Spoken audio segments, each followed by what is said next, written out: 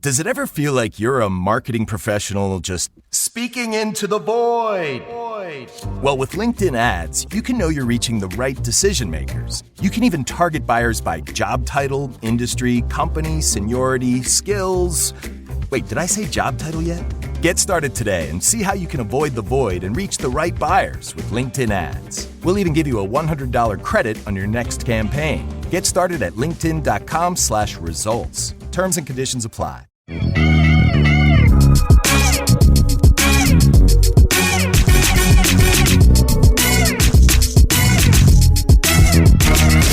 Where faith matters. The Rev and the Rabbi.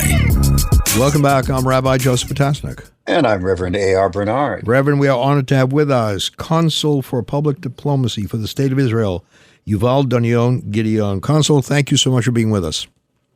Good afternoon, and thank you for having me. I'm delighted to be with you two again.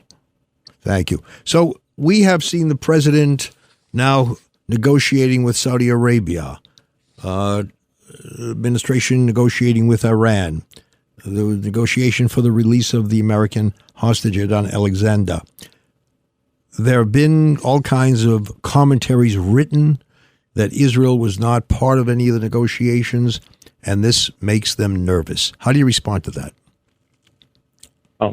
Whereas, first of all, I honestly don't know, I'm not acquainted with the intimate channel between the president and the prime minister, so I wouldn't comment directly on that because I don't know what went through this channel and when and what's the nature. I will say that we realize that everything that's been done out of the deep partnership and the strategic alliance between the United States of America and Israel. This is not something new. It doesn't apply to a particular administration.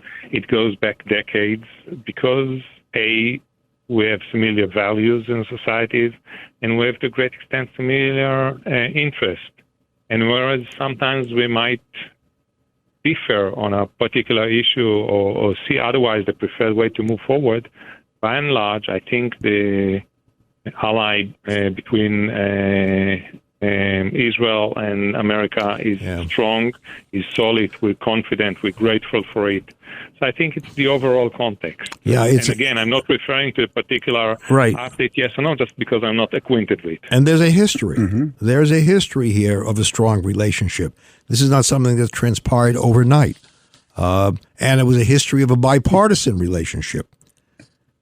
So I think that... And even more so, if I may, sure.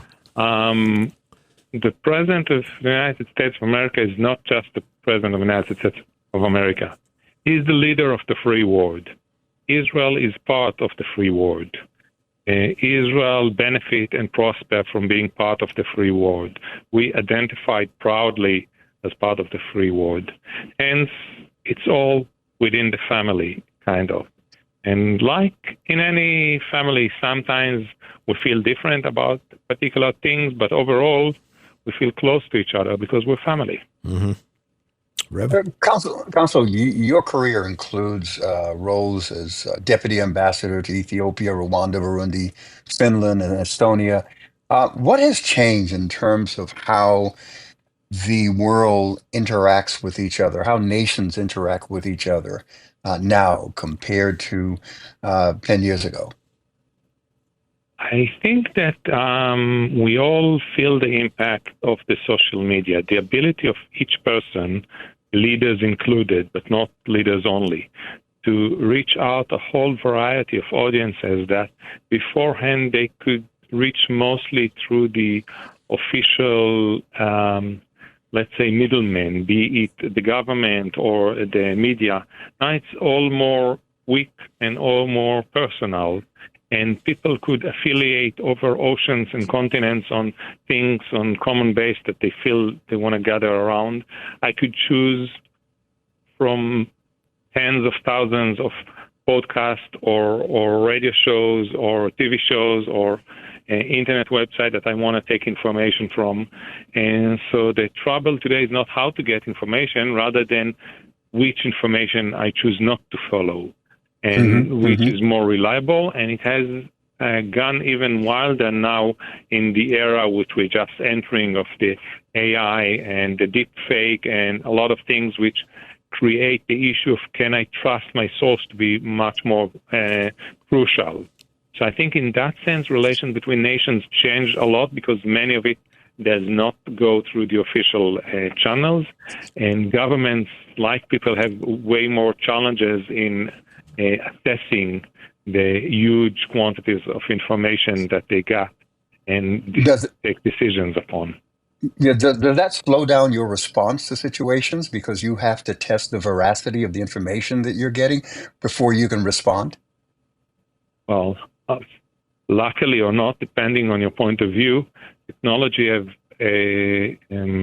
made a substantial advancement in this period as well in the sense of our ability to process it. And now with the ability of AI to process it. A lot of information that once were crucial are less of important today, but a lot of information that once was not available is now available easily. So when I check into an airport and my picture is on, it's synchronized with pictures of me throughout the world in various occasions when my picture was taken. And I consent with that just by the mere fact that I agree to go through the process in the airport. And so there's new information that wasn't there once. So I think not necessarily response slower, just the complexity of the ability to process the information. That's what has changed. Sometimes it's not slower at all. And also people expect individual as well as states to respond much quicker. 20, 30 years ago, you would have the daily conference, the briefing at the White House, and you wouldn't expect to get an answer if something happens 2 hours later. But now if something happened on the other side of the world, you would expect that you will text your contact person in the White House team and ask him to refer to that and not wait for tomorrow to have a response on the daily brief, right? So the expectation is to respond much more quicker as well. One of the problems I find with social media is there are people who accept veracity without examination. They don't go to see if it's true. Whatever is said to them is true, and they begin to send that out to others, and you have that multiplying impact. How do we get people to just step back for a moment and question, is this an accurate source, an inaccurate source? Is this statement true, false? Not to have that Pavlovian reaction where, oh, look what was said. This is terrible. I guess it goes back to education, to have proper disclosure at media outlets. Sometimes it goes through regulation, but you can't enforce everything through regulation.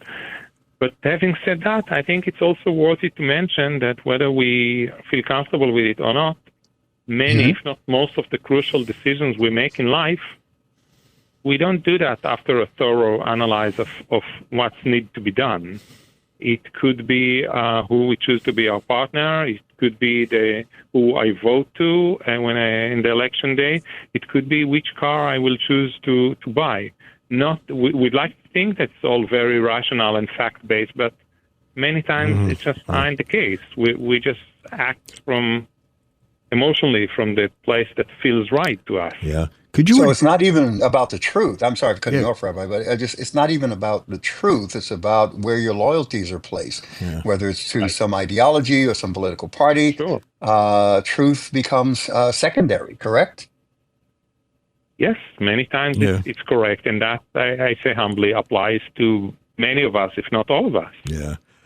Consul, I want to ask you something because much has been written about it. October 7th, we know, one of the most horrific days in the history of the Jewish people. Now people are talking about the Israeli response, and you hear the word proportionality. And I never understand what that means. When someone is seeking to destroy you, what's a proportional response other than trying to prevent that person from destroying others with you? That's a very good question. Now, aside from being the most horrible day for Jews since the Holocaust, October 7 was also one of the most heinous, barbaric terror action ever in modern era. So when you look at it, but also overall, and you speak about proportionality, it's very hard to define what is proportionality. Is it eye for eye? I mean, if they indiscriminately got into our cities, murdered babies, raped women, so proportional response would be that we will enter their cities, murder babies, rape women. That will be a proportional response, eye for eye. But I'm not sure that's where people are aiming.